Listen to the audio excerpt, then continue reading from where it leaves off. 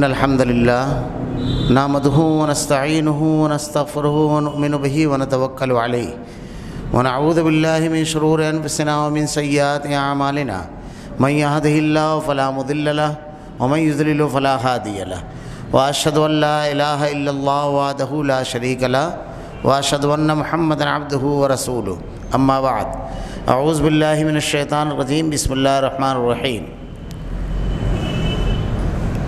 يا أيها الذين آمنوا اتقوا الله حق تقاته ولا تموتن إلا وأنتم مسلمون يا أيها الناس اتقوا ربكم الذي خلقكم من نفس واحدة وخلق منها زوجها وبث منهما رجالا كثيرا ونساء واتقوا الله الذي تساءلون به والأرحام إن الله كان عليكم رقيبا يا أيها الذين آمنوا اتقوا الله وقولوا قولا سديدا يصلح لكم أعمالكم ويغفر لكم ذنوبكم ومن يطع الله ورسوله فقد فاز فوزا عظيما قال الله تعالى في القرآن المجيد والفرقان الحميد أعوذ بالله السميع العليم من الشيطان الرجيم بسم الله الرحمن الرحيم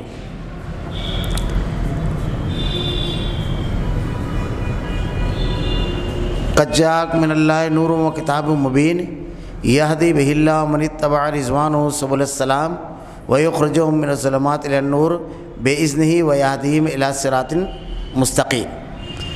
تمام تعریفیں اللہ رب العالمین کے لیے جو تمام جہانوں کا یک و تنہا خالق و مالک ہے، اور بے شمار درود و سلام و اللہ کے آخری نبی حضرت محمد صلی اللہ علیہ وسلم پر۔ معزز حاضرین، اللہ رب العالمین نے اس دنیا میں ہر انسان کو عقل و شعور عطا کیا، اور عقل و شعور کی اس نعمت کو جو رب العالمین نے ہر شخص کو عطا کی ہے، اس کو بار بار استعمال کر کے خیر تک پہنچنے کا ذریعہ بنانے کی تلقین کی۔ اللہ رب العالمین نے یہ جو دنیا کی زندگی ہمیں عطا کی ہے، یہ اسی کے لیے کہ ہم خیر کی تلاش کریں، اچھائی کی تلاش کریں، اچھائی تک پہنچنے کے جتنے ذرائع ہیں سب کو استعمال کریں، اور اس عقل کو استعمال کے ذریعے ان تک کے پہنچے۔ اس دنیا میں اللہ رب العالمین نے بے شمار چیزیں پیدا فرمائی، اور ان بے شمار چیزوں کو اللہ رب العالمین نے اپنی نعمت قرار دیا۔ اللہ رب العالمین کی نعمتیں بے شمار ہیں۔ اللہ نے ارشاد فرمایا وَإِن تَعُدُّوا نِعْمَتَ اللَّهِ لَا تُحْصُوهَا۔ آدمی اللہ کی نعمتوں کو اگر شمار کرنا چاہے تو شمار نہیں کر سکتا۔ ان تمام نعمتوں میں خاص طور سے ایک نعمت کا ذکر اللہ رب العالمین نے کیا، اور اگر آدمی کو یہ نعمت مل جائے، اگر اللہ رب العالمین کا یہ انعام انسان کو مل جائے تو سمجھ لیجئے کہ وہ کامیاب ہو گئے، کیونکہ اس نعمت کا تعلق دیگر نعمتوں سے الگ ہے۔ اللہ رب العالمین کی جو دیگر نعمتیں ہیں تو عام ہیں بالکل، لیکن یہ نعمت خاص ہے جن پر اللہ رب العالمین رحم فرماتا ہے، جسے اللہ چاہتا ہے اسے یہ نعمت دیتا ہے۔ ورنہ آپ دیگر نعمتوں پر غور کریں تو اللہ رب العالمین کی نعمت ہوا ہے۔ اللہ رب العالمین رحیم و کریم ہے، اس دنیا کے تمام انسانوں کو اللہ رب العالمین وہ یکساں عطا کرتا ہے۔ حضرت موسیٰ علیہ السلام کو جتنی ہوا ملتی تھی فرعون کو بھی ملتی تھی۔ اللہ کے نبی صلی اللہ علیہ وسلم کے دور میں مشرکین مکہ بھی اللہ رب العالمین کی اس ہوا سے اتنا ہی فائدہ اٹھاتے تھے۔ سورج کی جتنی روشنی اہل ایمان کو ملتی تھی اتنی کفار کو ملتی تھی۔ تو بے شمار نعمتیں اللہ رب العالمین کی آپ کو ایسی ملے گی جو دنیا کے تمام انسانوں کو اللہ رب العالمین یکساں عطا کرتا ہے۔ اسی لیے قرآن مجید کا جب آغاز ہوتا ہے تو الحمدللہ رب العالمین، ساری تعریف و توصیف اللہ رب العالمین کے لیے جو ساری کائنات کا خالق و مالک ہے، سب کا خالق و مالک ہے، الرحمن الرحیم۔ یہ رحم کی صفت جو بیان کی گئی تو یہ رحم کی صفت ہے کہ اللہ رب العالمین اپنے فرما بردار، نافرمان، ہدایت یافتہ، گمراہ، اللہ رب العالمین کے احکامات سے سرکشی کرنے والے، اللہ کے احکامات کے سامنے جھک جانے والے بندوں کو بھی اس دنیا میں نعمتیں عطا فرماتا ہے۔ اولاد کی نعمت، بینائی کی نعمت، آدمی غور کرتا جائے تو اللہ رب العالمین نے سب میں نعمتوں کو تقسیم کیا۔ یہ بالکل عام سی نعمتیں ہیں، لیکن ایک خاص نعمت اللہ رب العالمین کی جو ہے وہ اللہ رب العالمین اپنے خاص بندوں کو عطا کرتا ہے، اور یہ نعمت کسی خاندان میں پیدا ہونے کی بنیاد پر، کسی ڈگری کے حاصل کرنے کی بنیاد پر نہیں ملتی ہے۔ جسے اللہ رب العالمین چاہے ہدایت کی نعمت اللہ رب العالمین جسے چاہے عطا کرے، اور یہ اللہ رب العالمین کی عطا ہے، اللہ رب العالمین عطا کرتا ہے۔ انک لا تہدی من احببت ولکن اللہ یہدی من یشاء، یہ اللہ کا اختیار ہے۔ انسان نہیں کسی کو ہدایت دے سکتا، ورنہ ہم تاریخ اٹھا کر دیکھیں تو اس دنیا کو ہدایت کی طرف بلانے والے، صراط مستقیم کی طرف بلانے والے انبیاء کرام کے گھرانوں کی طرف نظر ڈالیں تو وہاں پر ہم کو نظر آئے گا کہ ہدایت سے محروم افراد ہیں۔ حضرت ابراہیم علیہ السلام کا خانوادہ، کیا آپ خود اپنے باپ کو دعوت دیتے ہیں؟ وَإِذْ قَالَ إِبْرَاهِيمُ لِأَبِيهِ آزَرَ تَتَّخِذُ أَصْنَامًا آلِهَةً۔ حضرت نوح علیہ السلام آپ کا بیٹا، کہ جب طوفان آیا تو حضرت نوح علیہ السلام اس سے کہتے ہیں کہ آ جا کشتی میں سوار ہو جا۔ اس نے جب انکار کیا، ایک موج آئی اور وہ اس میں غرقاب ہو گیا۔ حضرت لوط علیہ السلام کی بیوی، اللہ کے نبی صلی اللہ علیہ وسلم کے چچا، انتہائی محبت کرتے تھے اللہ کے نبی صلی اللہ علیہ وسلم سے، اتنی محبت تھی کہ اللہ کے نبی صلی اللہ علیہ وسلم جب ان کی وفات ہوئی، حضرت خدیجہ الکبریٰ اور حضرت ابو طالب ان دونوں کی وفات ایک سال میں ہوئی، اس کو عام الحزن کہا جاتا ہے۔ شب ابی طالب میں جب آپ کا بائیکاٹ کیا گیا تو اللہ کے رسول صلی اللہ علیہ وسلم کے بارے میں آپ اتنے فکر مند رہتے تھے کہ جب تمام لوگ سو جاتے اپنے بستروں پر تو اللہ کے نبی صلی اللہ علیہ وسلم کو اٹھا کر کے دوسری جگہ کر دیتے کہ مبادا اگر دھوکے سے کوئی حملہ ہو یا کچھ ہو تو اللہ کے رسول صلی اللہ علیہ وسلم محفوظ رہے، آپ کو کوئی نقصان نہ پہنچے۔ آپ کے آخری ایام تک اللہ کے رسول صلی اللہ علیہ وسلم کی شدید خواہش تھی کہ آپ ایمان لے آئیں۔ اللہ کے نبی صلی اللہ علیہ وسلم آپ کے پاس بیٹھ کر کے آپ کو تلقین کر رہے ہیں کلمے کی، لیکن اللہ رب العالمین کا اختیار ہے، جسے چاہے ہدایت عطا کرے اور جسے چاہے اس سے محروم کرے۔ جسے یہ نعمت مل گئی دنیا کے اندر کامیاب ہو گیا۔ اللہ رب العالمین کی عطا اور اللہ رب العالمین کا انعام کہ اللہ نے یہ دنیا کی زندگی عطا کی، اور اس دنیا میں اللہ کو راضی کر کے زندگی گزارنے والا ضابطہ قبول کرنے اور اس پر عمل کرنے کی اللہ رب العالمین نے توفیق دی۔ اس ہدایت کی کتنی ضرورت ہے ایک انسان کو، کسی بھی زاویے سے اگر ہم اور آپ غور کریں تو اس ہدایت کے بغیر، اللہ کی نازل کردہ اس شریعت پر عمل کے بغیر دنیا میں انسان ہر قدم پر پریشانی، ہر قدم پر تکلیف سے دوچار ہے۔ اللہ نے جن کو یہ نعمت دی ہے وہ نعمت کیا ہے؟ اگر میں مثالیں بیان کرنا شروع کروں، صرف مثالیں، تو کئی خطابات اس میں ناکافی ہوں گے کہ اللہ رب العالمین کی اس نعمت سے محرومی کے کتنے نقصانات ہیں، اور جن لوگوں کو اللہ نے یہ ہدایت کی نعمت عطا کی ہے کتنے فوائد سے دوچار ہیں۔ دنیا کے آج ترقی یافتہ ترین ممالک کی طرف اگر نظر ڈالو کہ ہدایت نہ ہونے کی وجہ سے، اللہ رب العالمین کے احکامات پر عمل نہ ہونے کی وجہ سے کس طرح وہ مسائل میں گھرے ہوئے ہیں، مسائل سے دوچار ہیں۔ ان کی انفرادی زندگی، ان کی اجتماعی زندگی، ان کی سماجی اور معاشرتی زندگی، ان کی اخلاقی زندگی، ان کے رشتوں والی زندگی، ان کی تجارتی اور کاروباری زندگی، ہر جگہ مسائل میں گھرے ہوئے ہیں۔ وہ ہر جگہ اللہ رب العالمین کی نازل کردہ اس ہدایت سے محروم ہونے کی وجہ سے ہر جگہ اللہ تعالیٰ نے ارشاد فرمایا اسی کو کہ اس کے علاوہ جو لوگ زندگی میں عمل کرتے ہیں وہ دنیا میں فساد برپا کیے ہوئے ہیں۔ آج ایک آدمی اگر ترقی یافتہ ممالک میں زندگی میں انتہائی حیران و پریشان ہو جائے، مسائل سے اور مشکلات سے دوچار ہو جائے، اس کے پاس عقیدہ نہیں ہوتا ہے، توحید نہیں ہوتی ہے، اس کا آخری حل اسے یہ سمجھ میں آتا ہے کہ اب زندگی کی بازی ہار دی جائے، اس لیے وہ خودکشی کر لیتا ہے۔ جاپان کا ایک ترقی یافتہ ملک ہے جاپان، 1 لاکھ میں سے 24 افراد وہاں پر خودکشی کرتے ہیں۔ جرمنی، امریکہ، باقاعدہ خودکشی پر لوگوں نے ریسرچ کیا، باقاعدہ خودکشی پر لوگوں نے محنت کی کہ کس بنیاد پر یہ کرتا ہے، اس لیے کہ ان کے پاس توحید نہیں ہے، اللہ تعالیٰ کی ہدایت نہیں ہے کہ مشکلات سے نکالنے والی ذات اللہ رب العالمین کی ہے۔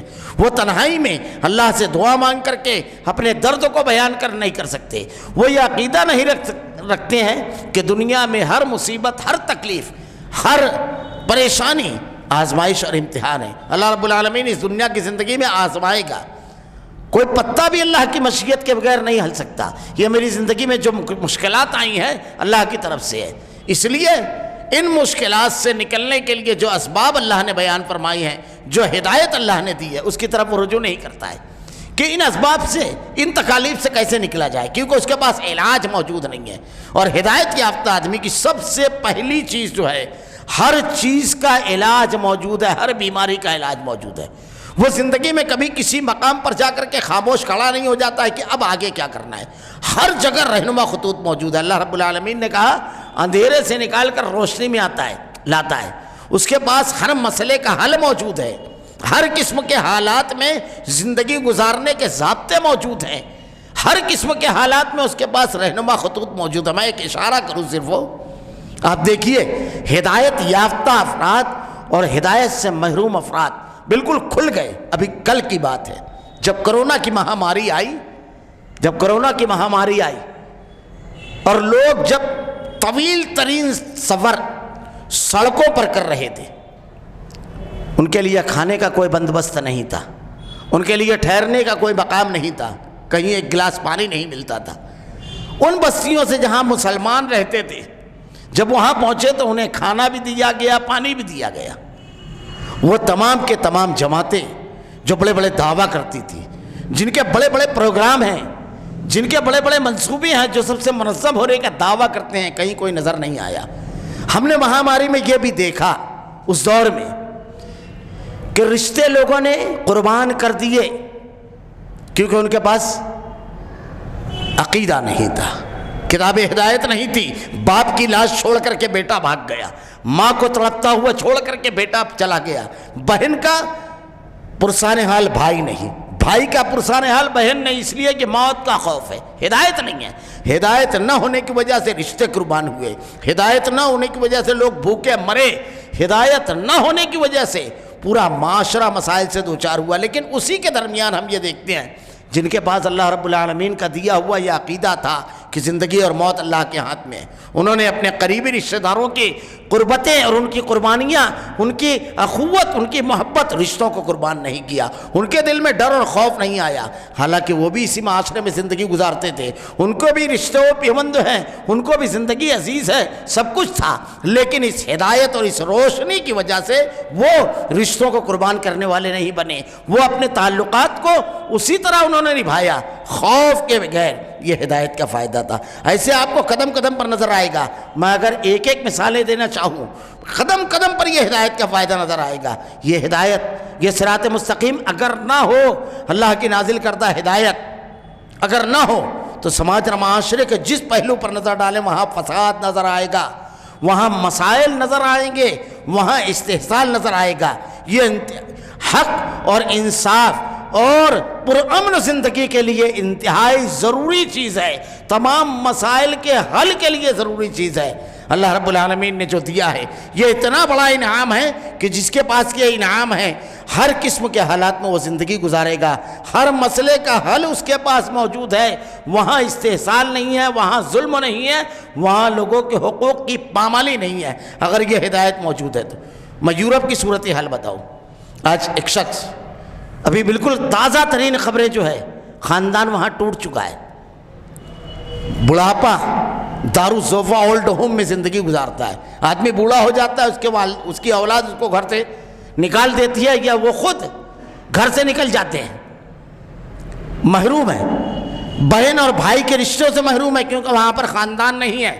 آج وہ لوگ اس سلسلے میں انتہائی فکر مند ہے کہ ہمارے یہاں خاندان ٹوٹ چکے ہیں، بھائی بہن، ماں باپ، خالہ چچی، یہ تمام رشتوں کا تصور ختم ہو چکا ہے۔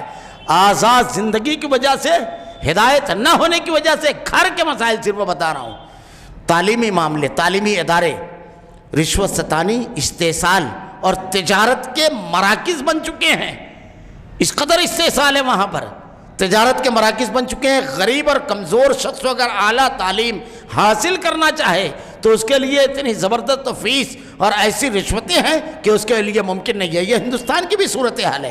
آپ جس شعبے پر نظر ڈالیں، ہدایت نہ ہونے کے نقصانات اور ہدایت ہونے کے فائدے آپ کو نظر آئیں گے۔ اگر یہ ہدایت ہے تو زندگی بالکل پرسکون ہے، اور تمام کے تمام پہلو زندگی کے ہر معاملے میں صحیح قدم ہے۔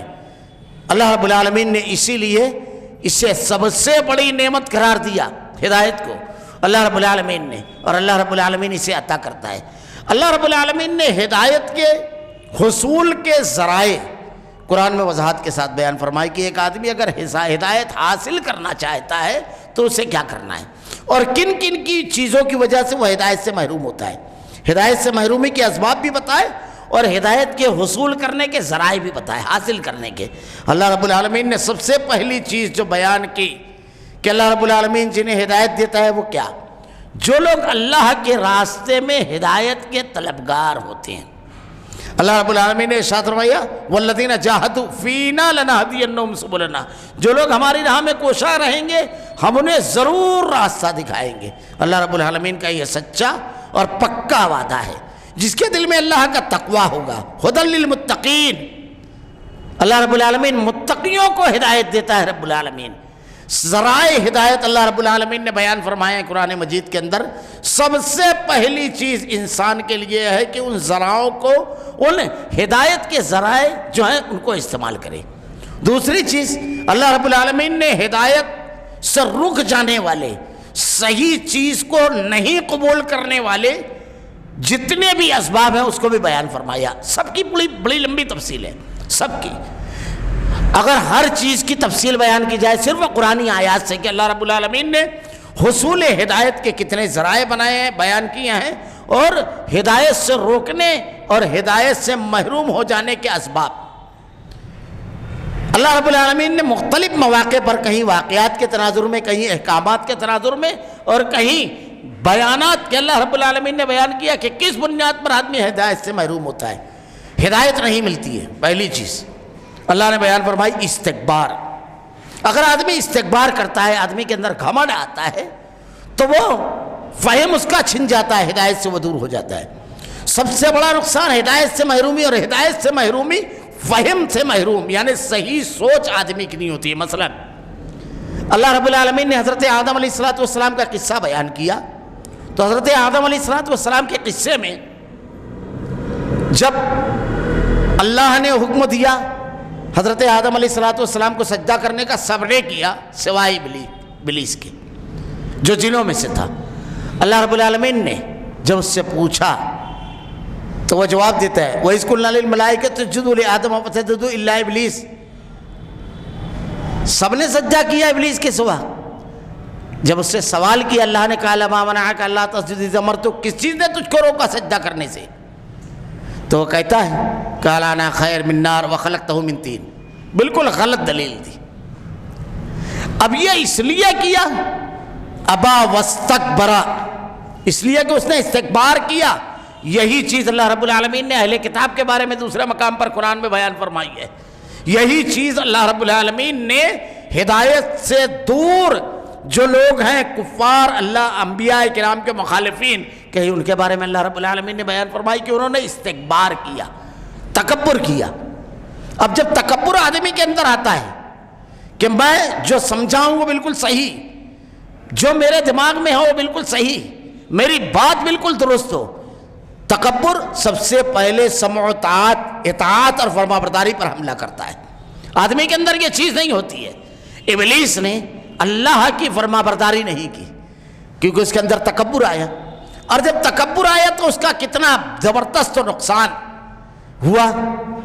اس کی فکر جو ہے، اس کا شعور وہ بالکل غلط ہو گیا۔ دیکھیے اللہ رب العالمین سے وہ کیا کہتا ہے جب اللہ نے سوال کیا کہ کس چیز نے تجھ کو سجدہ کرنے سے روکا، تو وہ کہتا ہے قال انا خیر۔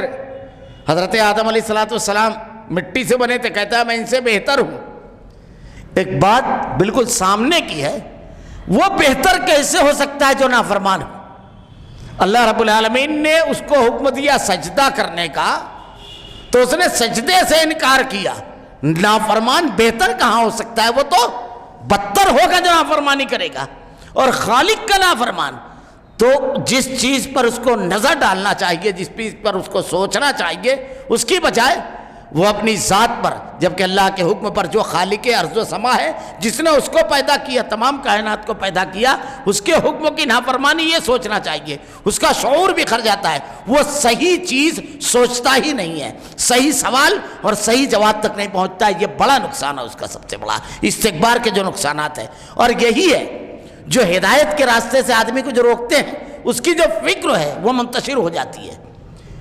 اللہ رب العالمین نے ارشاد فرمایا، تو ہدایت سے روکنے کے اسباب جتنے ہیں، ہدایت سے روکنے کے اسباب، وحی کی اتباع نہ کرنا، اللہ کے نازل کردہ احکامات کو نہ ماننا، اللہ رب العالمین کے انبیاء کرام کی فرما برداری نہ کرنا، اپنے باپ دادا کے رسم و رواج پر عمل کرنا، اپنے باپ دادا سے جو چلا آ رہا ہے اس کے مطابق زندگی گزارنا، اپنی عقل کو معیار سمجھنا، یہ ساری چیزیں ہدایت کے راستے میں رکاوٹ ہے۔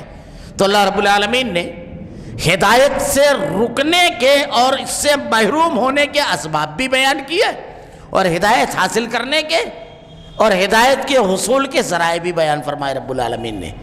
اللہ رب العالمین کی سب سے بڑی نعمت ہدایت، کہ جسے اللہ رب العالمین ہدایت دے وے، جسے اللہ رب العالمین دین کی فہم اور سمجھ دے وے، جسے اللہ رب العالمین اپنے احکامات پر عمل کی توفیق دے وے، کتنا بڑا انعام ہے۔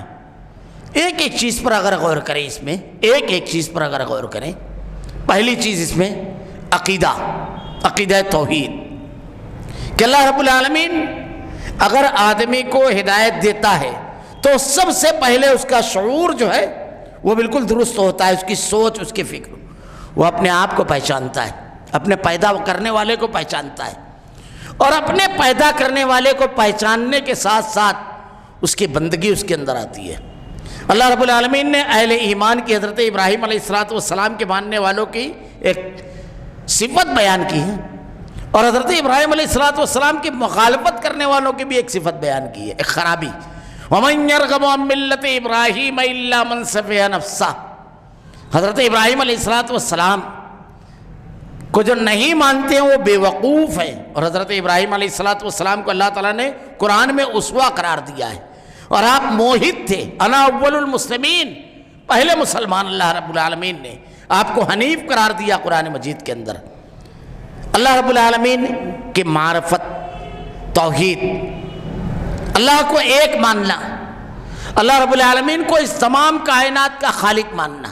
اگر آپ قرآن پڑھیں تو اللہ رب العالمین نے ارشاد فرمایا، ان فی خلق السماوات والارض واختلاف اللیل والنہار والفلک التی تجری فی البحر بما ينفع الناس وما انزل اللہ من السماء من ماء فاحیا به الارض بعد موتها وبث فیہا من کل دابہ وتصریف الرحاء والسحاب المسخر بین السماء والارض لآیات لقوم یعقلون ومن الناس من يتخذ من دون اللہ اندادا یحبونہم کحب اللہ والذین آمنوا اشد حبا للہ۔ اللہ رب العالمین نے توحید اور ربوبیت کی جو دلیلیں ہیں اس میں جمع کر دی ہے، کہ اللہ رب العالمین نے زمین و آسمان کو بنایا، ان فی خلق السماوات والارض واختلاف اللیل والنہار والفلک التی، لائن سے بالکل چیزوں کو پیدا کیا اللہ رب العالمین نے، لائن سے بیان کیا کہ اللہ رب العالمین ہر چیز کا خالق و مالک ہے۔ کیا تم غور نہیں کرتے؟ اب اگر ان چیزوں میں آدمی غور کرے کہ اللہ تعالیٰ ہر چیز کا خالق و مالک ہے تو اللہ رب العالمین کی محبت اس کے دل میں شدید ہو جاتی ہے، اور اگر غور نہیں کرتا ہے، نہیں مانتا ہے، تو اللہ کے علاوہ دوسری مخلوقات سے، دوسرے لوگوں سے ایسی محبت کرتا ہے، یحبونہم کحب اللہ، جیسی محبت کرنا اللہ کا حق ہے۔ ہدایت نہ ہونے کا انتہائی شدید نقصان کہ اللہ رب العالمین کی مخلوقات سے ایسی محبت کرتا ہے، ان سے ڈرتا ہے، ان سے خوف زدہ ہوتا ہے، ان کو راضی کرنے کی کوششیں کرتا ہے، یہ ساری چیزیں اس کے اندر آ جاتی ہے، کیونکہ توحید نہیں ہوتی ہے، ہدایت نہیں ہوتی ہے۔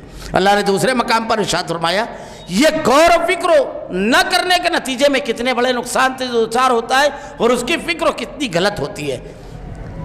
اللہ نے ارشاد فرمایا، یا ایھا الناس اعبدوا ربکم الذی خلقکم والذین من قبلکم لعلکم تتقون، اے لوگو اللہ سے ڈرو، یا ایھا الناس اعبدوا، اللہ کی عبادت کرو، ربکم الذی خلقکم والذین من قبلکم لعلکم تتقون، اللہ رب العالمین نے تمہیں اور تم سے پہلے جتنے بھی لوگ تھے سب کو پیدا کیا۔ الذی جعل لکم الارض فراشا، اللہ نے زمین کو فرش بنایا، والسماء بناء، اور آسمان کو زمین اور آسمان کو صاحبان والسماء بنا وانزل من السماء، اور آسمان سے بارش برسائی، فاخرج بہ من الثمرات رزقا لکم، اور پھر جب بارش برسائی تو اس سے زمین سے تمہاری روزی کی تمام چیزیں نکالی۔ آدمی غور کرے تو اللہ رب العالمین نے پیدا صرف ہم کو نہیں کیا، ہماری ضرورت کی تمام چیزوں کو اللہ رب العالمین نے پیدا کیا۔ ربوبیت کی تعریف یہ ہے کہ چیزوں کو درجہ بدرجہ پایۂ تکمیل تک پہنچانا۔ اللہ رب العالمین نے اگر مچھلی کو پیدا کیا تو پانی کی تلاش میں اس کو نکلنا نہیں پڑا، اس کی ضرورت ہی پانی، اللہ رب العالمین نے اس کو پانی میں پیدا کیا۔ اب دیکھیے شرک کرنے والوں کو میں ایک چھوٹی سی مثال دے کر کے آگے بڑھ جاؤں گا۔ جو آدمی شرک کرتا ہے، اللہ کے ساتھ کسی کو شریک کرتا ہے، توحید کے سارے فائدے توحید کی بنیاد پر اور سارے نقصانات شرک کی بنیاد پر۔ عقل و شعور کا معاملہ اس کا انتہائی کمزور ہوتا ہے، ایک چھوٹی سی چیز اس کو سمجھ میں نہیں آتی۔ ہمارے ہاں الگ الگ چیزوں کے لوگوں نے معبود بنا لیے، الگ الگ معبود۔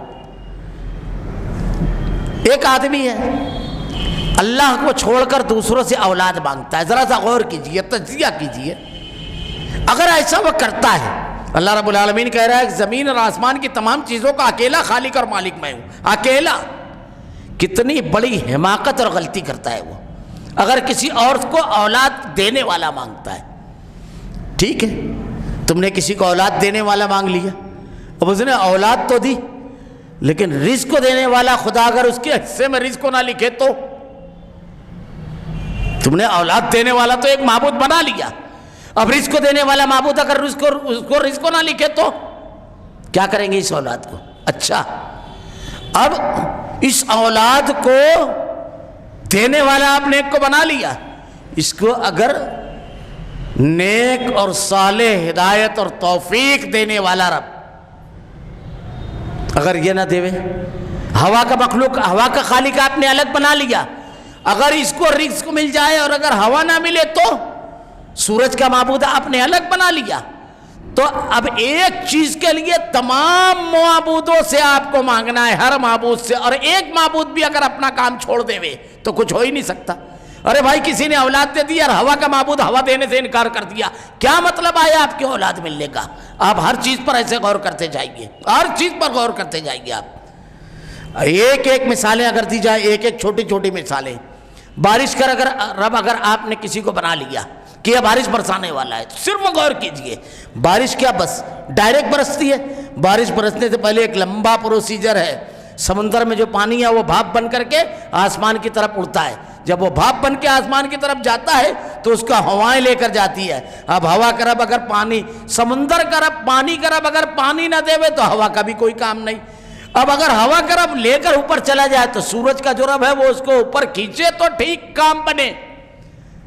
اب یہ بھی ہو گیا اگر، تو اب آگے کا مرحلہ ہے، اب بادلوں کا رب اگر برسانے پر آیا تو ٹھیک، ورنہ وہ انکار کر دے تو اب یہ بھی ہو گیا، جب بارش برس گئی زمین پر تو اب زمین کا جو خالق ہے وہ اسے قبول کرے، جب اب جو فصل اگانے والا ہے وہ رب۔ کتنے پیارے انداز میں اللہ نے قرآن میں بتایا، یا صاحبی السجن ارباب متفرقون خیر ام اللہ الواحد القہار۔ کیا تم نے غور نہیں کیا اللہ نے کیا کہا قرآن میں؟ حضرت یوسف علیہ السلام اپنے ساتھی قیدیوں کو سمجھاتے ہوئے کہتے ہیں بے شمار معبود تم نے بنا لیے، بے شمار، یہ نام ہے جو تمہارے باپ دادا نے بنایا، یا صاحبی السجن ارباب متفرقون خیر ام اللہ الواحد القہار، ایک واحد قہار جو تمام کائنات کا خالق و مالک ہے، سارا اختیار۔ سوچو اس ایک کے سامنے جھکنا ہے یا ان کے کہ اگر ان سے کچھ کام ہو گیا تو دوسرا تو کرے گا نہیں، تو کیا کریں گے؟ اب قدم قدم پر صرف جھکنا ہے آپ کو۔ عقل سے بالکل دور ہے یہ عقیدہ اگر آدمی تدبر کرے۔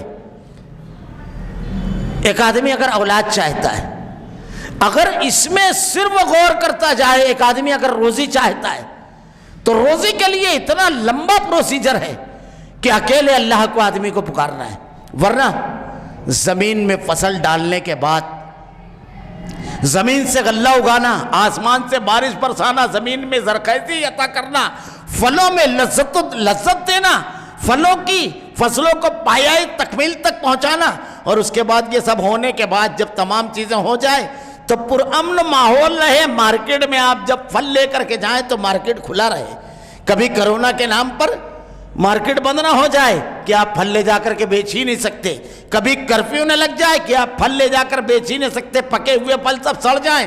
یہ ساری چیزوں پر جس اکیلے رب کا اختیار ہے اس رب العالمین کو پکارنے کا حکم قرآن میں دیا گیا۔ آدمی غور کرتا جائے ان ساری مخلوقات کو، پیدائش ہر پہلو سے آدمی غور کرے، یہ توحید کتنی بڑی نعمت ہے۔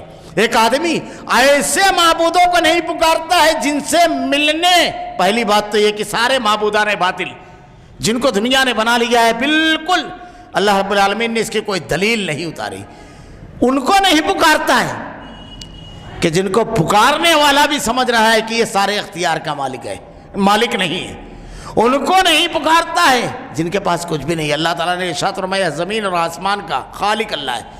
اتنی پیاری دلیل ہے کہ صرف اس ایک چیز پر اگر آدمی غور کرے تو ہرگز شرک کو نہیں کرے گا۔ مشرک جو ہوتا ہے، شرک کے بے شمار نقصانات میں ایک بڑا نقصان اللہ نے بیان فرمایا ہے، نہ اس کے پاس عقل و شعور ہوتا ہے، نہ اس کے پاس تدبر کرنے کے لیے جو چیزوں پر غور و فکر کرنے اور چیزوں تک پہنچنے کا علم ہوتا ہے، نہ اس کے پاس آنکھ ہوتا ہے، نہ اس کے پاس کان ہوتا ہے، نہ اس کے پاس دماغ۔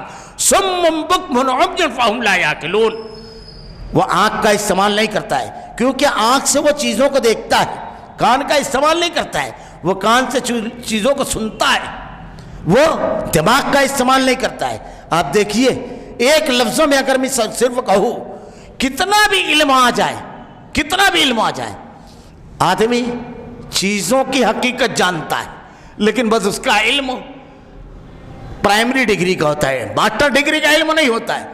چیزوں کی حقیقت جاننا ایک چیز اور چیزوں کے ذریعے چیزوں کے رب تک پہنچنا ایک دوسری چیز ہے۔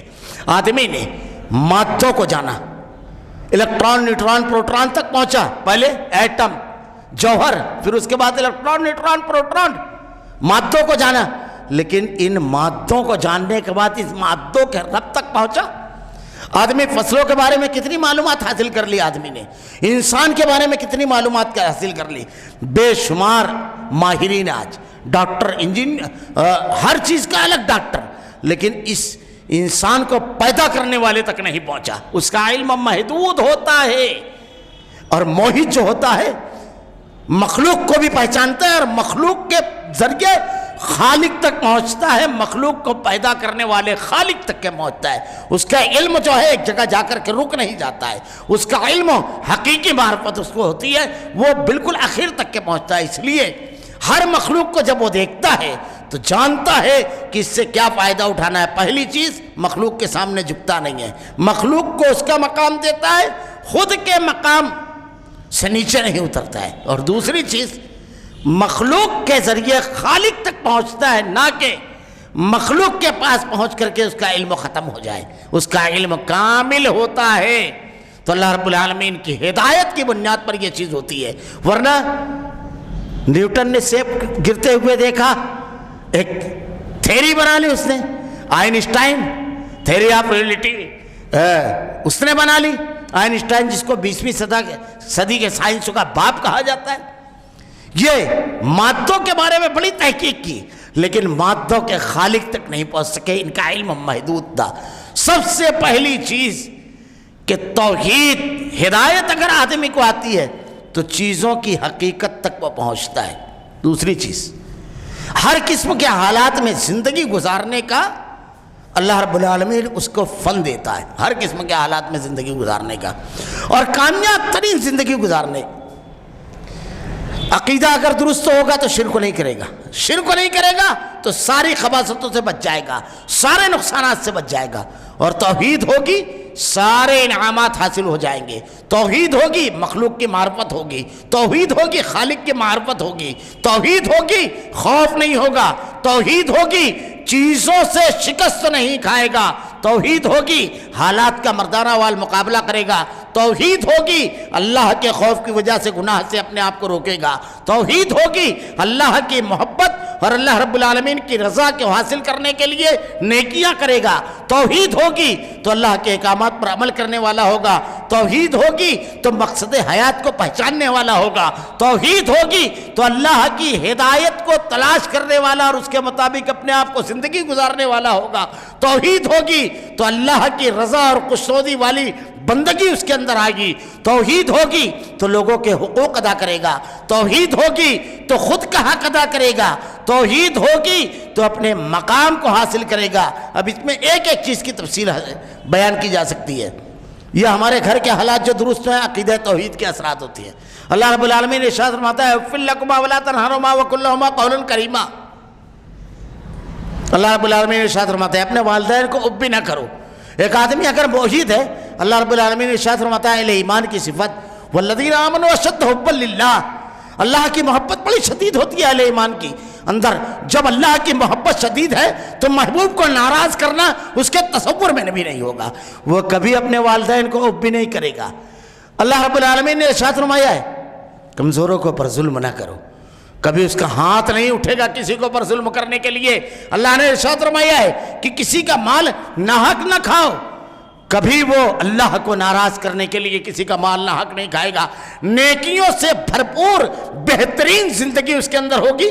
ہدایت توحید اگر اس کو مل گئی، یہ ہدایت اگر اسے مل گئی، پوری دنیا کے لیے وہ سرمایہ ہو جائے گا، نور اور روشنی ہو جائے گا، ہر شے جو اس کے قریب ہوگی اس سے فائدہ اٹھائے گی۔ اگر وہ حاکم ہوگا انصاف کرنے والا ہوگا، وہ رعایا کے ذریعے رعایا کو پر ظلم کرنے والا، کسی کے ساتھ زیادتی کرنے والا، یہ حضرت ابوبکر صدیق رضی اللہ تعالیٰ عنہ، یہ نکھری ہوئی توحید ہے۔ اللہ رب العالمین جس کو ہدایت دے، جب ہدایت اگر ملے گی، حکمرانی ملے گی تو انصاف کرنے والا بنے گا آدمی۔ باپ رہے گا تو بیٹوں کو اور بیٹیوں کو حقوق ادا کرنے والا بنے گا، اگر تاجر رہے گا تو دیانت داری کے ساتھ، ایمانداری کے ساتھ، انتہائی اچھائی کے ساتھ تجارت کرنے والا بنے گا۔ یہ تمام چیزیں بڑی اہمیت کیا ہے۔ یہ حضرت ابوبکر صدیق رضی اللہ تعالیٰ عنہ خلیفۃ المسلمین بنے۔ پہلی مرتبہ جب آپ خلافت کے بعد خطاب کرنے کے لیے کھڑے ہوئے، بڑا پیارا جملہ کہا کہ جو کمزور ہے وہ میرے نزدیک سب سے زیادہ طاقتور ہے، سب سے زیادہ طاقتور جو کمزور ہے۔ یہ جملہ کیا ہے؟ اگر کوئی کمزور شخص کسی کے ساتھ کوئی زیادتی ہو، کچھ ہو، تو حکومت اس کے ساتھ کھڑی ہوئی ہے، ابوبکر صدیق اس کے ساتھ اس کو حق دلانے کے لیے کھڑا ہوا ہے، وہ سب سے زیادہ طاقتور ہے۔ حضرت ابوبکر صدیق رضی اللہ تعالیٰ عنہ تصور بالکل یہ توحید رہتی ہے، اللہ کے سامنے جواب دہی کا احساس۔ یہ حضرت عمر رضی اللہ تعالیٰ عنہ رات کو گشت کرتے ہوئے جو جملہ کہتے ہیں اپنے غلام اسلم سے کہ اس بوجھ کو اٹھا کر میرے کاندھے پر رکھ دو، جب اسلم کہتا ہے کہ امیر المومنین میں اٹھا لیتا ہوں، کہا قیامت کے روز میرے بوجھ اٹھاؤ گے؟ اللہ کے سامنے اپنی ذمہ داریوں کا جواب مجھے دینا ہے۔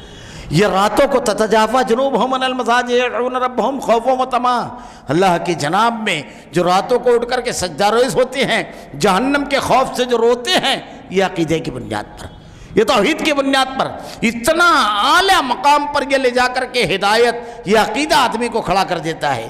یہ حضرت معاذ ابن جبل، حضرت غامزیہ معاذ اسلمی تنہائی میں گناہ ہوا، لیکن اللہ کے سامنے جواب دہی کے خوف نے، گناہ سے ایسی نفرت ہوتی ہے کہ ہر چیز بے معنی ہو جاتی ہے اس کے بعد، ایسی نفرت ہوتی ہے اور اللہ کا ایسا خوف اترتا ہے کہ زندگی بھی بے معنی ہو جاتی ہے، اور نیکیوں میں اتنی لذت ملتی ہے کہ مسکراتے ہوئے جان، مسکراتے ہوئے مال قربان کر دیتا ہے، اور اللہ کی رضا پر ایسی نگاہیں ہوتی ہے کہ مال قربان کرنے کے بعد سرور اور لذت ملتی ہے۔ یہ ہدایت کی نعمت جسے مل گئی، یہ ہدایت کی اللہ رب العالمین کے جسے عطا کر دے ہوئے۔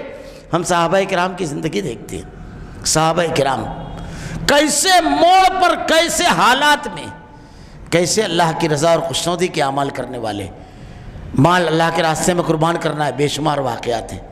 اللہ کے نبی صلی اللہ علیہ وسلم نے حکم دیا، ڈھیر لگ گیا مال کا۔ اللہ کے رسول صلی اللہ علیہ وسلم کہتے ہیں کہ اللہ رب العالمین پسندیدہ مال کو اپنے راستے میں قربان کرنے کو قبول فرماتا ہے۔ اللہ قرآن میں آیت نازل فرماتا ہے انتہائی پسندیدہ مال قربان کرتے ہیں اللہ کے راستے میں، جو ان کو خود کو محبوب ہے۔ جو چیز اپنے لیے پسند کرو وہ اپنے بھائی کے لیے پسند کرو۔ حدیثوں پر عمل، دین پر عمل بالکل آسان ہو جاتا ہے جب اللہ کی توحید خالص ہوتی ہے، اللہ کی محبت خالص ہوتی ہے ہر قسم کے حالات میں۔ یہ جو ہم واقعات پڑھتے ہیں، یہ کہ حضرت خنسا نامی خاتون 4 بیٹوں کی شہادت پر کہتی ہے الحمدللہ الذی اکرمنی بشہادتی، یہ کیفیت کس بنیاد پر تبدیل ہوئی؟ اس سے محروم ہے یہ دنیا۔ اگر اللہ کی نعمت اللہ رب العالمین کی نعمت آج یہ ہمارے پاس ہے تو سمجھ لیجئے کہ معمولی چیز، معمولی سرمایہ آج ہمارے پاس نہیں ہے۔ اس کے جواہر نظر آئے کچھ شکلوں میں اگر تھی کرونا کے وقت میں، اس کے جواہر نظر آتے ہیں، مشکل حالات میں ساری مراعات سے محروم، حکومت کی سازشوں کا شکار، بین الاقوامی حالات اس کے خلاف، لیکن زندگی مطمئن۔ سب سے بڑی چیز جو اللہ رب العالمین نے عطا کی، یہ معمولی نعمت نہیں ہے۔ اور ایک بات اور، آج دنیا کے سارے مسائل کا حل اسی ہدایت میں اللہ رب العالمین کی نازل کردہ اسی ہدایت میں پرامن معاشرہ اگر چاہیے، اس کتاب ہدایت پر، اگر بازار سے استحصال اور بےایمانی کو خاتمہ کرنا ہے، اسی کتاب ہدایت کی بنیاد پر ہوگا۔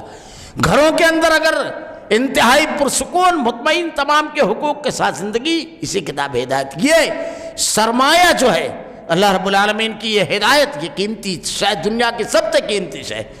اگر ایک آدمی کو اس کی قیمت کا اندازہ نہ ہو، کتنی قیمتی شے اللہ رب العالمین نے کہا یہ میری نعمت، الیوم اکملت لکم نعمتی، الیوم اکملت لکم الیوم اکملت لکم واتممت علیکم نعمتی ورضیت لکم الاسلام دینا۔ کہ اللہ رب العالمین نے اپنی نعمت، اب اس کو آدمی غور کرتا جائے۔ دوسری چیز اللہ رب العالمین نے یہ جو ہدایت دی ہے کہ سب سے پہلی چیز، اگر آدمی کا عقیدہ درست ہو گیا، اس کے تمام معاملات درست ہو گئے۔ اللہ کی عطا کی ہوئی ہدایت، اللہ تعالیٰ نے ارشاد فرمایا ہے ہدایت دینے والی ذات اللہ رب العالمین کی ہے۔ اب اس ہدایت میں اس نے رکاوٹ کی تمام چیزوں کو دور کر دیا۔ اس ہدایت کے فائدے کیا ہوئے؟ اب دین پر عمل، نیکی پر عمل اس کے لیے آسان ہو گیا، اسے خوش کرنے والا ہو گیا۔ اس کے فائدے کیا کیا ہوئے؟ اس کے اللہ رب العالمین نے اس کے انعامات کیا کیا دیے؟ اللہ کے نبی صلی اللہ علیہ وسلم، ایک آدمی دنیا کے اندر پیدا ہوتا ہے، کتنی عظیم نعمت ہے۔ اللہ رب العالمین نے اس دنیا میں ہمیں سب کچھ عطا کیا۔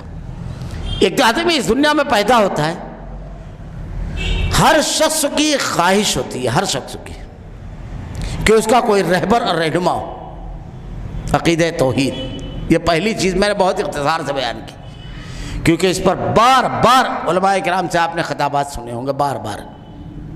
دوسری چیز، اللہ کے نبی صلی اللہ علیہ وسلم کی اطاعت۔ اللہ رب العالمین نے کتنا زبردست ہدایت کا انتظام کیا۔ آدمی اگر توحید کو چھوڑ دیا اور اپنے آپ کو ہدایت یافتہ سمجھتا ہے تو اس کی خام خیالی ہے، وہ گمراہ ہے۔ اب اللہ رب العالمین نے اس دنیا میں ہمارے لیے اسوہ اور نمونہ کس کو بنایا؟ ہر شخص کی ایک خواہش ہوتی ہے کہ اس کا کوئی آئیڈیل، اس کا کوئی رہبر، اس کا کوئی رہنما ہو۔ آدمی اپنا آئیڈیل کسی کو بناتا ہے۔ اللہ رب العالمین نے اتنے کامل ذات کو آئیڈیل بنایا، رہبر بنایا، رہنما بنایا کہ زندگی کا کوئی شعبہ ایسا نہیں ہے جہاں پر ہمیں رہنمائی نہیں دی ہے۔ دنیا کی تمام ذاتوں کو ایک آدمی اپنے آپ کو سمجھتا ہے کہ میرا بالکل صحیح فیصلہ ہے، میں بالکل صحیح راستے پر ہوں۔ رہبری اور رہنمائی کے لیے اللہ کے نبی کو چھوڑ کر دوسروں کو رہبر بنایا ہوا ہے۔ اس نے سمجھا ہی نہیں ہے اللہ کی کتاب کے احکامات کو، اللہ رب العالمین کے احکامات کو، ضابطہ ہدایت کو۔ اللہ نے اس ہدایت کو حاصل کرنے کا ذریعہ محمد رسول اللہ کو بنایا، رہبر اور رہنما محمد رسول اللہ صلی اللہ علیہ وسلم کو بنایا۔ یہ نہیں ہے اس معاملے میں، ہر معاملے میں ہدایت کی ضرورت ہے، اخلاقیات میں، سماجیات میں، کہ ہمارے ہاں دین کتنا ہے، دین پر عمل کتنا ہے۔ توحید اگر خالص ہے تو اب اللہ رب العالمین کے احکامات پر عمل ہے کتنا ہے۔ اللہ رب العالمین نے اللہ کے نبی کو اسوہ اور نمونہ بنایا، آپ کی تعلیمات کو اسوہ اور نمونہ بنایا، اللہ کے رسول صلی اللہ علیہ وسلم کو اسوہ اور نمونہ بنایا ہر معاملے میں۔ آپ کو صبح سے شام تک، بچپن سے جوانی، بڑھاپا، بڑھاپے کے بعد موت، موت کے وقت تک کے تمام مراحل اللہ کے نبی صلی اللہ علیہ وسلم کے بتائے ہوئے احکامات کے مطابق کرنا ہے۔ ایک آدمی نماز پڑھ رہا ہے، اب محمدی نماز کے علاوہ بھی لوگوں نے نمازیں بنا لی. کچھ لوگوں نے تو یہاں تک کہہ دیا کہ اللہ کے نبی نے کہیں پوری نماز ہی نہیں بیان کی. ایک آدمی اگر وضو کر رہا ہے، اللہ رب العالمین نے کہا یہ تمہارے لیے اسوار نمونہ ہے. اسوار نمونہ ہے اللہ کے نبی صلی اللہ علیہ وسلم کے ساتھ.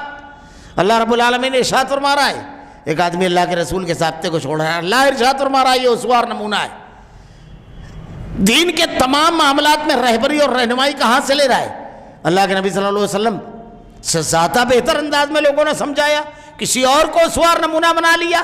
اسے جاننا چاہیے، اسے سوچنا چاہیے کہ اللہ تعالیٰ نے جو ہدایت نازل کی ہے، کتاب ہدایت، اللہ تعالیٰ ارشاد فرماتا ہے رب العالمین نور و کتاب مبین یہدی بہ اللہ من اتبع رضوانہ سبل السلام ویخرجہم من الظلمات الی النور. جو لوگ اللہ رب العالمین سے ہدایت کی طلب کے لیے بالکل بے قرار بے چین رہتے ہیں، ان کے اندر دل میں طلب ہوتی ہے، وہ کوشش کرتے ہیں. ہمارے یہاں دین اگر حاصل کرنے کے لیے کوشش کرنا ہے تو کسی کو ہم نے اپنا امام، اپنا پیشوا، کسی کو ہم نے اپنا رہبر بنا لیا. اب جو کچھ وہ یہ بیان کر رہا ہے بس وہی دین. ہدایت کیا ہے؟ یہ معمولی نعمت نہیں ہے، معمولی نعمت نہیں ہے ہدایت. اس کے نہ ہونے کی وجہ سے آج اللہ رب العالمین کے نازل کردہ کتاب ہدایت کو چھوڑ کر اللہ کے بتائے ہوئے اسوے اور نمونوں کو چھوڑنے کی بنیاد پر بے شمار فرقے، بے شمار افکار ہمارے یہاں پر آ چکے ہیں. بے شمار افکار اللہ کے رسول صلی اللہ علیہ وسلم کی تعلیمات کو پسے پشت ڈالنے کی بنیاد پر بے شمار چیزیں پیدا ہوئی. ہم نے کامل ذات کسی اور کو مان لیا، ہم نے کامل اسوہ کسی اور کو مان لیا. اب ہر چیز میں اگر غور کرتے جائیں کہ جن کو ہم نے اسوہ اور نمونہ کامل مانا کتنے نقائص ہیں اور اس کے کتنے نقصانات ہوئے. اللہ کے نبی صلی اللہ علیہ وسلم دین کا جو آپ نے کام کیا، منہج آپ نے عقیدے کی بنیاد پر کیا، توحید کی بنیاد پر. آج ہمارے یہاں بے شمار جماعتیں ہیں جو دینی کام کر رہے ہیں. آج ہمارے سماج اور معاشروں کے اندر جو اخلاقی گراوٹ آئی ہے، جو دوسری گراوٹ اور کمزوریاں آئی ہے، جو ہم دنیا کے اندر دوسرے نمبر پر آئے ہیں، اس کی وجہ ہے کہ دعوت کی ترتیب ہم نے تبدیل کر دی. اللہ تعالیٰ نے اپنے نبی کے ذریعے جو نصاب دعوت دیا تھا بالکل اس کو تبدیل کر دیا. نتیجہ یہ ہے کہ دعوت کے اقدامات، کام کی کوششیں بہت ہیں لیکن نتائج برآمد نہیں ہو رہے. وہ افراد نہیں آ رہے ہیں جو اس کے نتیجے میں آنا چاہیے. اللہ تعالیٰ نے جو دعوت کے بارے میں ارشاد فرمایا ادعو الی سبیل ربک، پہلے رب کے راستے کی طرف بلانا. سب سے پہلی چیز ہم نے رب کے راستے کی طرف بتائے. ہم نے کچھ راستے منتخب کر لیے، شخصیات کا راستہ، عقیدت اور غلو کا راستہ، کرامات کا راستہ، حکومت کا راستہ، مختلف نظریات اور عقائد کا راستہ ہم نے بنا لیا. رب کے راستے کی طرف، رب کا راستہ توحید، اللہ کی رسالت، اللہ کا کلام، اللہ کے نبی کی تعلیمات. سب سے پہلے راستے کا تعین آپ کس طرف بلا رہے ہیں، کس طرف آپ بلا رہے ہیں، سب سے پہلے یہ طے ہوگا آپ کی دعوت میں. پہلی چیز ادعو الی سبیل ربک، رب کے راستے کی طرف بلانا ہے. اب رب کے راستے کی طرف کس طرح بلانا ہے؟ اللہ کے نبی صلی اللہ علیہ وسلم کیا کہتے ہیں؟ قل ھذہ سبیلی ادعو الی اللہ، میں تمہیں اللہ کے راستے کی طرف دعوت دے رہا ہوں. آج مختلف فرقوں اور جماعتوں کی طرف دعوت ہے، مختلف افکار کی طرف دعوت ہے، مختلف چیزوں کی طرف دعوت ہے. رب کی دعوت یہ سب سے زیادہ اہم چیز ہے. اللہ کے کلام سے، اللہ کے نبی کے فرمان سے لوگوں کو جوڑنے کی بجائے اس کے نقصانات کیا ہو رہے ہیں، اس کے کیا کیا نقصانات ہیں. آج ہمارے یہاں کوئی حقوق کے لیے اٹھتا ہے کہ مسلمانوں کو حق ملنا چاہیے اس لیے سب کو جمع ہو جاؤ. اب اس کے لیے تنظیمیں بنائی جائے، جماعتیں بنائی جائے کہ ہاں حکومت کا قیام کیا جائے. کہیں یہ فکر ہے، کہیں آدمی کس طرف بلا رہا ہے؟ کتابوں کی طرف بلا رہا ہے، دوسری چیزوں کی طرف. اس کی بنیاد پر اور کیا کیا ہو رہے ہیں، مسائل کیا کیا اٹھ رہے ہیں. ادعو الی سبیل ربک کے نہ ہونے کی وجہ سے شرک اور بدعات کی دعوت، غیر اللہ کو پکارنے کی دعوت، اس کے علاوہ غیر اللہ کو پکارنے کے علاوہ اللہ کے نبی صلی اللہ علیہ وسلم کے صحابہ کرام کو برا بھلا کہنا. اب اس میں غور کرتے جائیے. اللہ کے رسول صلی اللہ علیہ وسلم کے جو ساتھی ہیں ان کو برا بھلا کہنا، اللہ کے نبی صلی اللہ علیہ وسلم کے ساتھیوں پر تنقید کرنا، یہ سب چیزیں آج کے دور میں بالکل عام ہیں. تو سب سے پہلی چیز اللہ کے نبی صلی اللہ علیہ وسلم کی ذات اقدس کو اسوہ اور نمونہ نہ بنانے کی وجہ سے جتنی بھی آپ کو فرقے اور جماعتیں اور گمراہیاں ملیں گی سب اس کے اسباب یہی نظر آئیں گے۔ آج ایک آدمی اللہ کے دین کے نام پر اللہ کے دین کی طرف بلا رہا ہے، لیکن اللہ کے دین اس کے پاس نہیں ہے۔ اللہ رب العالمین نے کہا اسوہ اور نمونہ ہے، رہبر رہنما اللہ کے نبی صلی اللہ علیہ وسلم ہے۔ اب یہاں پر ایک جملے میں اگر بات کہی جائے، عبادت صرف اللہ کی، طریقہ صرف رسول اللہ کا، صرف اللہ رب العالمین کے سامنے جھکا جائے گا۔ اس پوری کائنات کا خالق و مالک اللہ ہے، اس لیے صرف اللہ کو مانا جائے گا، اور اس پوری دنیا کے لیے نہیں، تمام عالم کے لیے۔ وَمَا أَرْسَلْنَاكَ إِلَّا رَحْمَةً لِّلْعَالَمِينَ، اللہ کے نبی کو اللہ تعالیٰ نے اسوہ بنایا ہے، اس لیے صرف ان کی رہبری اور رہنمائی کی اور قیادت قبول کی جائے گی۔ اب ہمارے یہاں مختلف چیزوں کے لیے الگ الگ پیشوا، رہبر اور رہنما بنا لیے گئے، الگ الگ، ہدایت سے محرومی۔ اللہ رب العالمین نے کون سا معاشرہ تھا، ذرا سا غور کیجئے، کیسا معاشرہ تھا۔ آج ہمارے یہاں بے شمار مسائل لوگ بیان کر رہے ہیں، بے شمار مسائل مسلمانوں کے درمیان، اخلاقی مسائل، تجارتی مسائل، معاشی مسائل، اتحاد و اتفاق کا مسئلہ، ہر قسم کے مسئلے بیان کیے جا رہے ہیں، گھریلو مسائل۔ اللہ کے رسول صلی اللہ علیہ وسلم نے جس معاشرے میں دعوت کا کام کیا، وہ معاشرہ کتنے مسائل سے دوچار تھا، ہر قسم کے مسائل تھے، لیکن اللہ کے رسول صلی اللہ علیہ وسلم کی تعلیمات اور آپ کے بتائے ہوئے احکامات کی بنیاد پر وہ معاشرہ کیسا بنا کہ گناہ سے ایسے رکنے والے بن گئے کہ اگر تنہائی میں گناہ کیا تو اللہ کے نبی ارشاد فرماتے ہیں اس نے ایسی توبہ کی اگر 70 آدمیوں میں تقسیم کر دی جائے تو ساروں کو اللہ بخش دے۔ تنہائی میں گناہ کی دعوت دی گئی، اپنے آپ کو روک لیا۔ عبادت کرنے والے ایسے عبادت گزار بنے کہ راتوں کو پیروں میں ورم آ گئے، ایک دوسرے سے سوال کرتے ہیں کہ تمہارا تلاوت کا انداز کیا ہے، تم کس طرح قرآن کی تلاوت کرتے ہو، تم رات کیسے گزارتے ہو؟ کہا شروع کی رات میں کچھ دیر سو لیتا ہوں، اس کے بعد جب اٹھتا ہوں تو پھر اللہ کی جناب میں جتنی اللہ توفیق دیتا ہے عبادت کرنے والا ہوں۔ اللہ کی رضا اور خوشنودی کے لیے ایسے حریص ہوئے کہ اللہ کے نبی صلی اللہ علیہ وسلم پوچھتے ہیں، سوال کرتے ہیں کہ آج کس نے مریض کی عادت کی، آج کس نے غلام کو آزاد کیا، آج کس نے میت میں شرکت کی، آج کس نے بھوکے کو کھانا کھلایا؟ ہر سوال کے جواب میں ابو بکر صدیق رضی اللہ تعالیٰ عنہ ارشاد فرماتے ہیں اللہ کے نبی میں تنہائی میں ایسے اللہ کی عبادت کرنے والے کہ شب معراج اللہ کے نبی جب لوٹتے ہیں تو جبریل بلال سے پوچھتے ہیں کہ کون سا عمل کرتے ہو، کون سا عمل کرتے ہو، کہ جس کی بنیاد پر میں نے قدموں کی چاپ سنی تمہاری۔ ایسے تو عبادت گزار، یہ معاشرے کی صالحیت، یہ معاشرے کی اصلاح انتہائی درجے کی کس کو اسوہ نمونہ بنانے کی بنیاد پر ہوئی، کس کے بتائے ہوئے ضابطوں پر عمل کرنے کی بنیاد پر ہوئی۔ آج ہم نے اللہ کے نبی کو اسوہ نہیں بنایا، معاشرے کی صالحیت کی فکر کر رہے ہیں، معاشرے کے مسائل کی حل کر رہے ہیں، معاشرے کے مسائل کی حل کی کوششیں کر رہے ہیں۔ امت کے اندر اختلاف، اللہ رب العالمین نے ارشاد فرماتا ہے وَاعْتَصِمُوا بِحَبْلِ اللَّهِ جَمِيعًا وَلَا تَفَرَّقُوا وَاذْكُرُوا نِعْمَةَ اللَّهِ عَلَيْكُمْ إِذْ كُنتُمْ أَعْدَاءً فَأَلَّفَ بَيْنَ قُلُوبِكُمْ فَأَصْبَحْتُم بِنِعْمَتِهِ إِخْوَانًا۔ تباہی کے دہانے پر پہنچ چکے تھے تم، بالکل تباہی کے گڑھے کے کنارے، لیکن اللہ رب العالمین کا دیکھیے وَاعْتَصِمُوا بِحَبْلِ اللَّهِ جَمِيعًا وَلَا تَفَرَّقُوا وَاذْكُرُوا نِعْمَةَ اللَّهِ عَلَيْكُمْ إِذْ كُنتُمْ أَعْدَاءً فَأَلَّفَ بَيْنَ قُلُوبِكُمْ۔ آپس میں کیسا بھائی چارہ ہوا، کیسے بھائی بھائی بنے، ایسے بھائی بھائی بنے کہ دیکھیے واقعات، یہ حضرت حذیفہ بن یمان رضی اللہ تعالیٰ عنہ کیسے بھائی بھائی بنے۔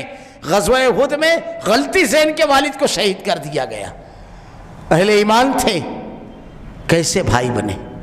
کیا کہتے ہیں اللہ تم پر رحم فرمائے، یہ میرے بھائی یمان، یہ میرے والد یمان تھے، اللہ تم پر رحم فرمائے، یہ بھائی چارہ، ورنہ سارے رشتے قربان کر دیتے ہیں۔ اگر کسی رشتہ دار کے اوپر خراج بھی آ جائے لوگ، یہ انتہا تھی۔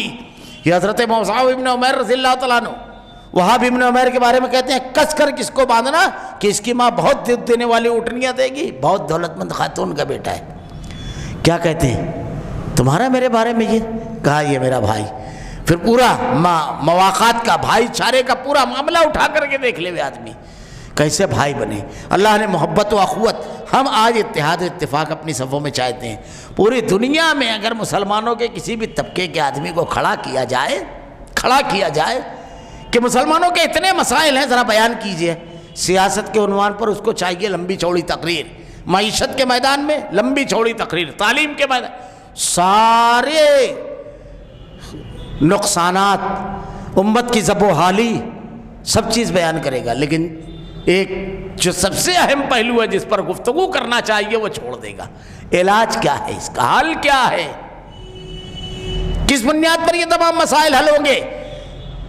ایک تجربہ تاریخ میں ہو چکا، دیکھ چکا دور کہ اللہ کے نبی صلی اللہ علیہ وسلم نے بالکل جاہل معاشرے کے اوپر محنت کی اور دنیا کے تمام فلسفیوں، مفکروں اور علم کا امام بنا دیا۔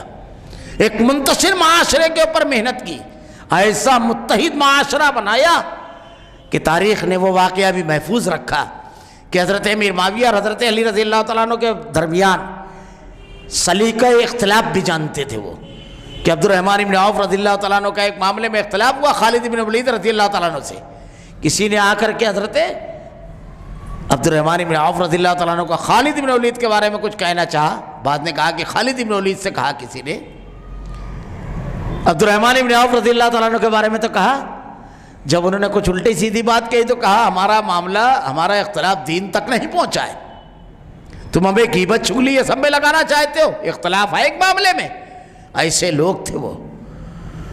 میدان جنگ میں جنگ ہوئی، لیکن جب رومی بادشاہ جبلہ ابن الیہم کہتا ہے کہ معاویہ میں سنا ہوں رضی اللہ تعالیٰ عنہ حضرت علی سے تمہارا اختلاف ہے، اگر تم کہو تو میں ایک لشکر لے کر آؤں، ہم اور تم مل کر حضرت علی رضی اللہ تعالیٰ عنہ کی اینٹ سے اینٹ بجا دیں گے۔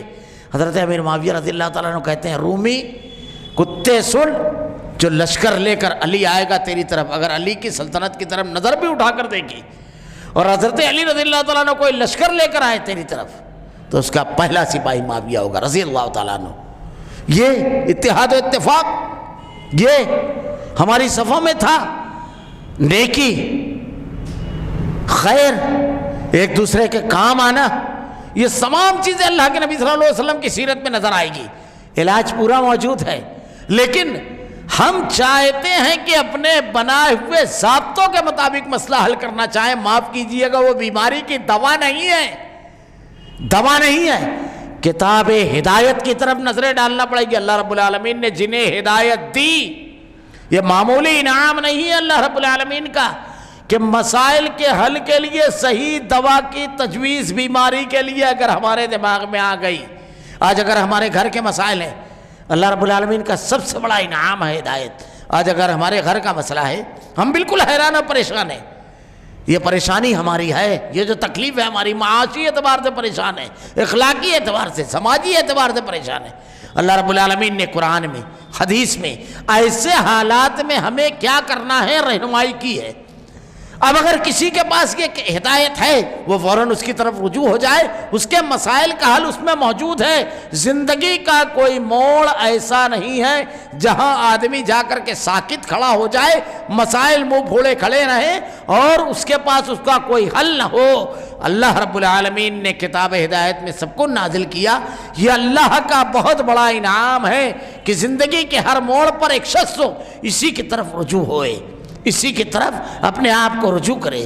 اللہ رب العالمین نے جسے عطا کیا رب العالمین نے، اور جس نے اس کے لیے کوشش کی وہ کامیاب ہوا۔ اللہ رب العالمین سے دعا ہے کہ رب العالمین زندگی کے ہر معاملے میں، زندگی کے ہر میدان میں رب العالمین ہمیں ہدایت دے۔